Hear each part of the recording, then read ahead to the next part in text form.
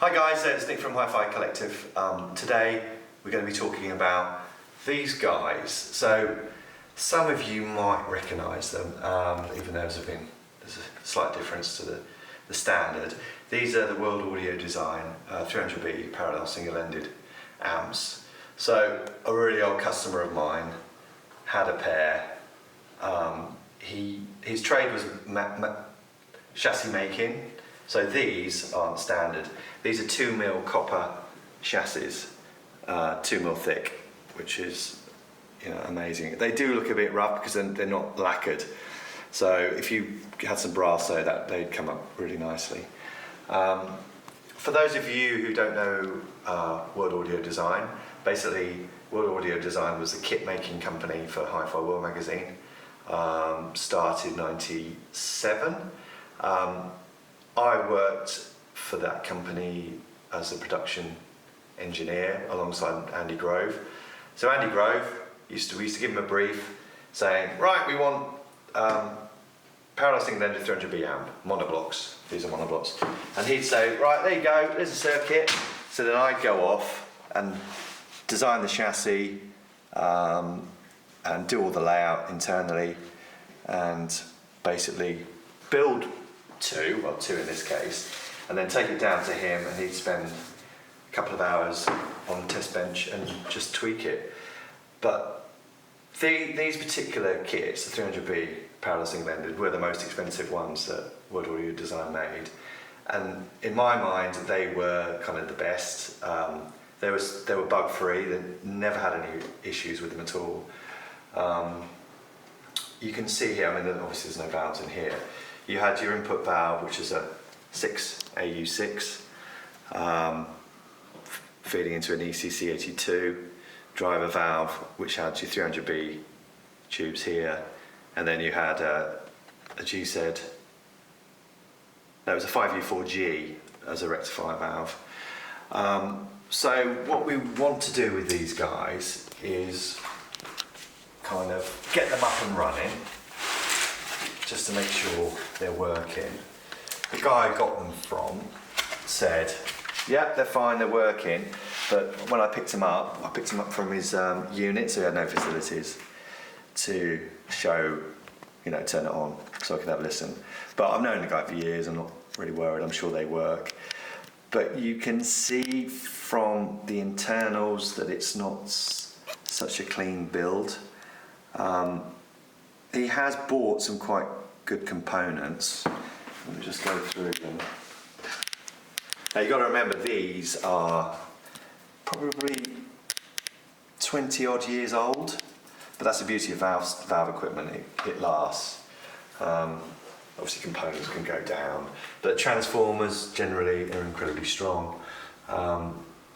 These ones are in great shape, so there won't be any issue. So you can see here that we use the power supply.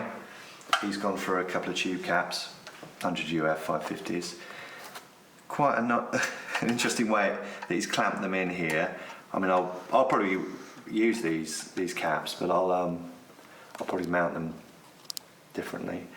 I mean, there isn't a lot of room inside, but his wiring isn't particularly neat. You can see the old labels there, 300B PSC mains. So that's a company made by a company that's now, I think they've been bought out by somebody else, and they're tricky to deal with these days, so I don't really bother with them. But yeah, I've got no issues with this. I'm sure it's going to be fine. This is a choke here. You can see it's slightly, obviously these are iron laminations and it's rusted slightly, but that's no issue. I mean, give them a slight clean with some WD-40, but sonically that's not going to make any difference at all. It's just how if you want them to look a bit shiny, then give them a wipe. You can see he's got on the signal cap, he's got some audio notes, a couple of foils. That looks to me like a recent addition because they look quite fresh, those. And under here, he's got another audio note, which he's kind of bodged it with a bit. You can see how loose that is. So basically these audio note caps are put in a copper tube. So they're not insulated, so if that was to short 2 points, you know, it's not great. So that's why he's put this red thing here. I mean, these days, they still make them without any insulation, but when we sell these, people have the option to buy heat shrink, clear heat shrink, which goes over with a hot air gun and it will shrink round, which is what I'll probably do. I'll do with these, I will use them. Here you've got a couple of mils. Now, you're probably thinking they look a bit burnt. I mean, these get incredibly hot. They sit on the cathode of the 300Bs, so there's a lot of juice going through them. I mean, I'll give them a measure and see if they're okay, but they look a bit worn. He's got some serifines here, but that, as far as I can see, is... Oh, you can see here he's got a black gate, which is nice. Definitely keep that. They're like hen's teeth at the moment. These black gates were ceased production, 10 years ago. So definitely use those. The other ones, you've just got some carbon caps here. So I'll probably spend quite a bit on it. And the transformers, you can see from this one, they're kind of loose. I don't quite know why that is, but I will probably use the Jatson bitumen panels and just cut out, just to give them a solid base.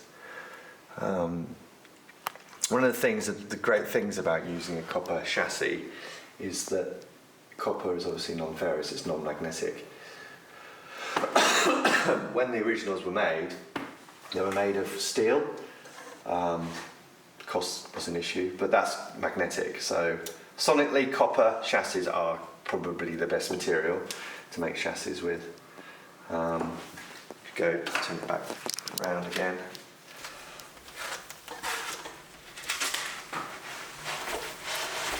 You can see that some of the bases have seen better days.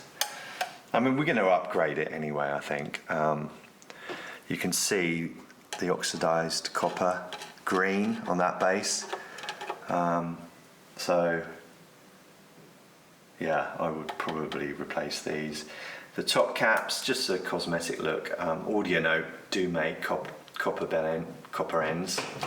Unfortunately, they've got feet on them, so I'll probably just cut those off, and just to keep it looking the same. On the back, obviously that's your on-off switch with the original chrome knobs that we used to make. At the rear, you've got obviously your signal input, speaker output. This was feedback. We used to have a feedback switched in, switched out. In my mind, it was always best not to have feedback. These are humbuckers. So as the 300Bs receive AC, you can actually tune the to actually reduce the hum coming out of the speakers. So basically, you'd have it all wired up to the speakers. You could have something in, but no music playing. And then you just get somebody to have their head by the speaker, and you just twiddle this. There'll be a point where it's at its lowest volume.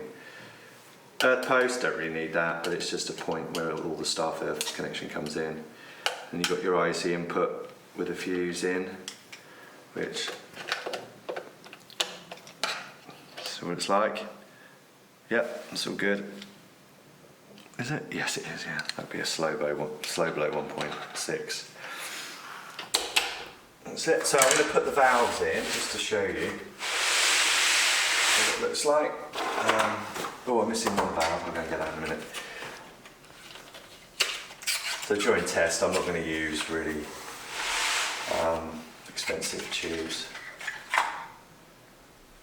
But we'll use tubes kind of to the standard of what the upgrade is.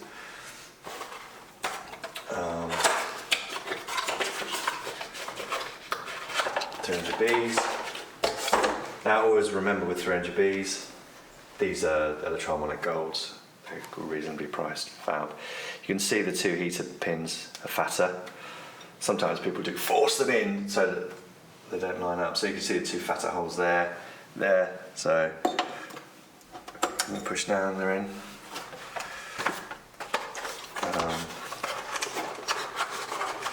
Oops.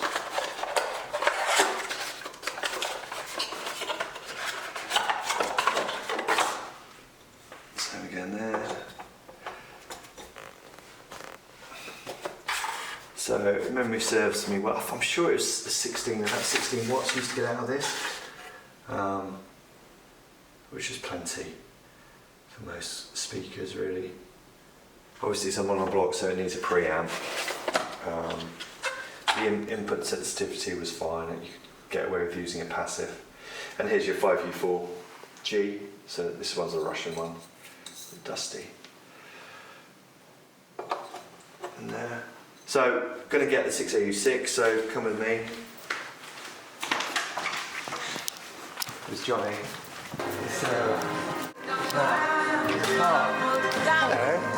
So this was a box. He said, oh, he was a northern chap. Oh, Nick, I've got a box of valves, you want them?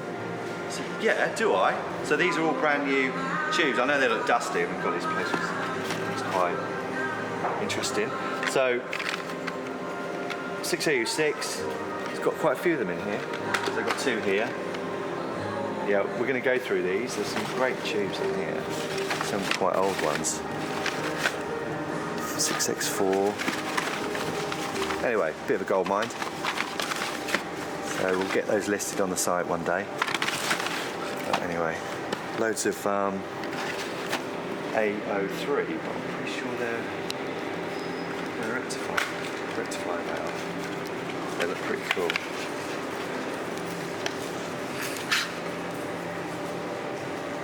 CV number as well, military spec.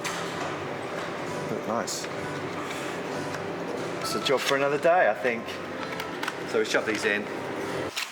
Okay, so these guys, I'm not sure what S stand. Is it Svetlana? No, it would be Svetlana. Sylvania. No, I can't really see. What does the S stand for? It says it's Taiwanese. Yeah, this is a pento valve that Grover used to like using a lot. In there, could fit. So there you go. I think the next video we do about this one will be the switch on. So as you can see here, we've got a oscilloscope here and a signal generator. So what I'll do, I'll break down the test into several stages so that you can see how to do it, turn it on safely. The one thing we don't have here is a variac. So variac basically increases the mains voltage up from 0 to 230 volts so that you can turn it on safely. There you go, this is going to be an exciting project. We're going to do loads of stuff to this. And this will, in the end, go in our listening room once the council have given us the go-ahead. Love the council. Anyway, see you later.